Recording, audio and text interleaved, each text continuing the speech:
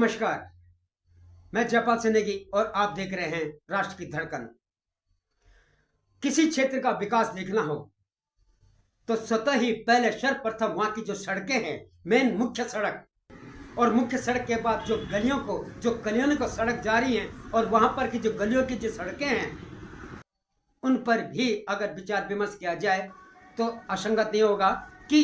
वहां से ही उनकी पहचान होती है कि किस तरह से सीवर है, पानी व्यवस्था है या फिर यातायात के साधन हैं। वहां से उस क्षेत्र से जो लोग अपने गंतव्य स्थान तक जाते हैं, इन चीजों पर निर्भर करता है क्षेत्र का विकास। बिजली, पानी आदि शब्द, यही मुद्दे हमने वार्ड नंबर 55 में भी विगत दिनों हमने ब्लॉग बनाया था, जहां पर कि वहां के पार्षद, वार्ड नंबर 55 के पार्षद श्री संतोष राणा जी से भी हमने इस बात से एक तरह से जनता की जो आवाज थी उन तक पहुंचाया और उन्होंने भी एक तरह से राष्ट्रीय धड़कन को अपने वो जनता को एक तरह से आश्वासन दिया कि हम जल्दी ही हर कार्य का समाधान करेंगे। यही समस्या है वार्ड जो एफ ब्लॉक है, एफ ब्लॉक में ऐसे समस्या हैं जहां पर कि लोगों की जो एक तरह से अगर जीवन कहा जाए, जो नीचे के लोग हैं, जो नीचे के जो मकान में लोग रहते हैं, कहीं कहीं तो घरों में पानी जा रहा है। तो उन लोगों की समस्या ये है कि आखिर ये सड़कों का पानी जब घरों में आएगा, चाहे वो छोटी सी बारिश हो या फिर नाली का, कभी कभी तो नाली का पानी अंदर घुस जाता है, तो आखिर किन कानों तक ये आवाज पहुंचे। और हमारा मकसद यही है, राष्ट्रीय धड़कन का यही मकसद है कि उन कानों तक यह आवाज पहुंचाई जाए जो हकीकत में इसके कर्णधार हैं, उनके सुनने वाले हैं। इनकी समस्या का निजात दिलाने के लिए भी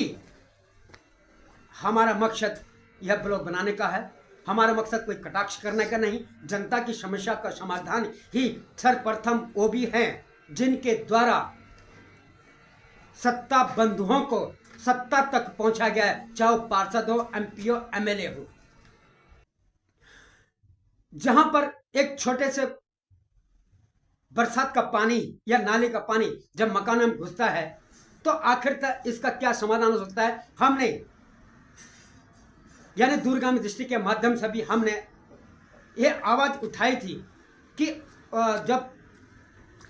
पार्षद के चुनाव हो रहे थे कि जो एक तरह से नीचे के मकान है, जिन मकानों में पानी घुस जाता है यानी प्रवेश कर जाता है छोटे से बारिश में या फिर नाली का, उनका क्या समाधान हो सकता है। और फिर आज हम ये आवाज फिर लेकर आए हैं राष्ट्रीय धड़कन के माध्यम से कि आखिर तक एफ ब्लॉक के हो या फिर डी ब्लॉक का तो समाधान हमने उन तक पहुंचा दिया अपनी बात, और उन्होंने आश्वासन दे दिया। अगर अब हम एफ ब्लॉक के पार्षद जी से भी आग्रह करेंगे, अनुरोध करेंगे कि आप भी जनता के समाज यानी कि जनता की जो एक तरह से कष्ट हैं, शिकायत हैं, उनको भी सुनने का प्रयास कीजिए। और जो आवाज है उनकी आवाज को कौन सुनेगा, कौन, यानी उनकी फरियाद को सुनने वाला या तो फिर सरकारी प्रतिनिधि, जनप्रतिनिधि, चाहे वो पार्षद हो, एमपी हो, एमएलए हो, उन तक भी वही सुनने वाले हैं और उन तक भी आवाज पहुंचाने का हमारा यही मकसद है कि जो आखिर तक आप गली देख सकते हैं, क्या यही क्षेत्र का विकास है। गलियों में किस तरह का जो एक तरह से लोगों का पैदल चलना भी मुश्किल, तो यहाँ पर भी क्या एक तरह से उनके वाहन चलेंगे, अपने घर तक कैसे निकलेंगे, सोचने मुद्दा है।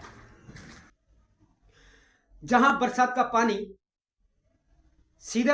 एक तरह से जो कहीं कहीं निजी के मकानों में प्रवेश कर जाता है, तो आखिर तो ये ऐसे जिंदगी यहाँ के लोग जबकि बाहर की सड़कें चमचमाती हैं, लगता है कि हम हकीकत में गाजियाबाद, यह अपना शहर गाजियाबाद में प्रवेश कर रहे हैं। कितनी खुशी होती कि लाइट चमचमाती हुई लाइट में लगता है कि हकीकत में गाजियाबाद के शहर कितना रमणीय और सुंदर है। मगर जब हम अपनी कॉलोनी में घुसते हैं तो कहीं कॉलोनी में अगर ऐसी समस्या हो तो वहां पर लोगों का एक तरह से नारकीय जीवन जीना, यानी अगर ये कहें कि घर में आते ही वो जब बाहर से वो अपने गंतव्य स्थान से, अपना ऑफिस से, अपने घर में घुस रहा होकर वो देखे कि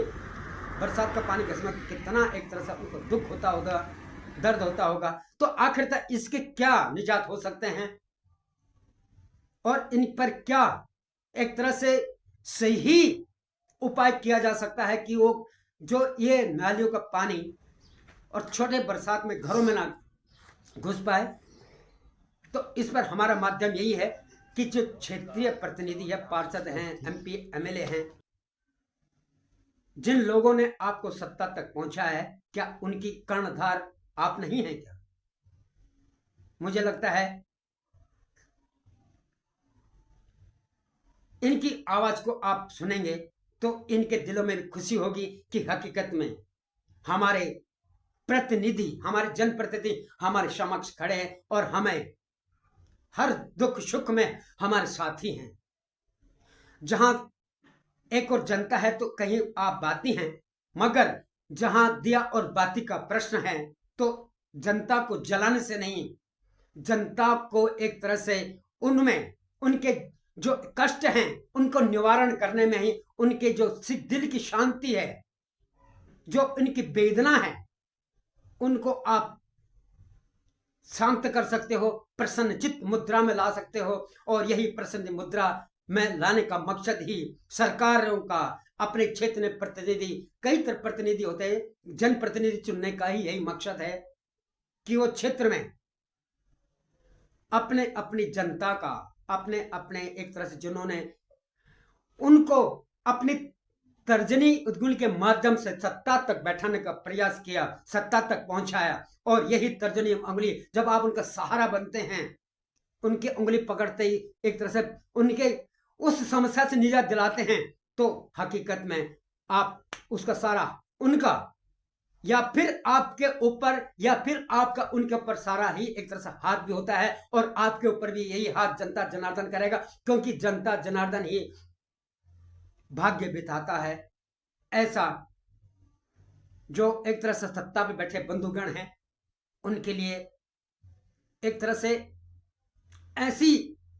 पकड़ है कि वो फिर उन्हें बार बार सत्ता तक पहुंचा सके, और यही सत्ता तक पहुंचा सके ताकि आप जनता जनार्दन के हितों को ध्यान रख सकें। कहीं मकान का जो कहीं कहीं जो मकान का बरसात का पानी या सीवर का पानी मकान में घुस रहा है, कहीं नालियां टूटी पड़ी हैं, कहीं उसका पानी सड़कों पर आ रहा है, और कहीं तो पैदल चलना ही मुश्किल हो रहा है। यह मैंने एफ ब्लॉक की तस्वीर खींची है,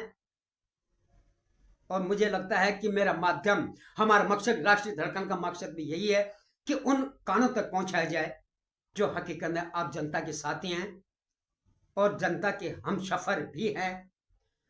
क्योंकि दुख सुख में जो उनका साथ दे वही जनता का सच्चा हम सफर होता है। और मुझे उम्मीद है, या राष्ट्रीय धड़कन को उम्मीद है, कि ऐसी आप ऐसा कोई उपाय जरूर निकालेंगे कि ये जो लोग जहां पर पैदल चलना मुश्किल हो रहा है, बरसात का थोड़ा पानी भी कहीं में इकट्ठा हो रहा है, कहीं पर खड़ंजे हैं, पैदल चलना मुश्किल हो रहा है, तो इनका समाधान, अगर कोई पैदल चल बरसात का थोड़ा पानी होता है और कोई उबड़ खाबड़ रास्ते, किसी का पांव गिर गया, किसी का हाथ पांव पर कुछ भगवान अगर चोट आ गई, तो फिर आखिर वो किसको दोष देगा? आपको, सत्ता बंधुओं को,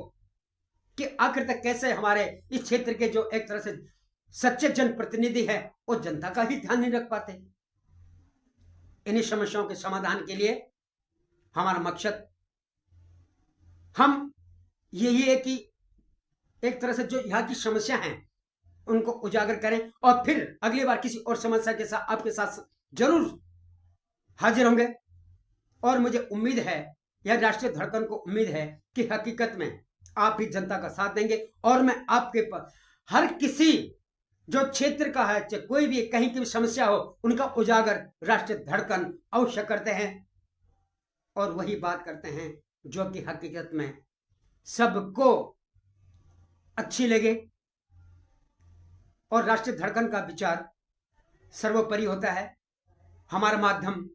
हमारा मकसद कोई कटाक्ष नहीं, जनता की सेवा, और जनता के लिए कि जो एक तरह से प्रतिनिधि हैं, जनप्रतिनिधि हैं, उनको भी जनता की सेवा करनी है। अब आप कितने जनता के मददगार हैं ये मैं आपको आने वाले नेक्स्ट वीडियो में बताऊंगा, और हो सकता है उन तक भी मैं साक्षात्कार करने की कोशिश करूंगा। तब तक के नमस्कार। आप देखते रहिए राष्ट्र की धड़कन। जय श्री राम।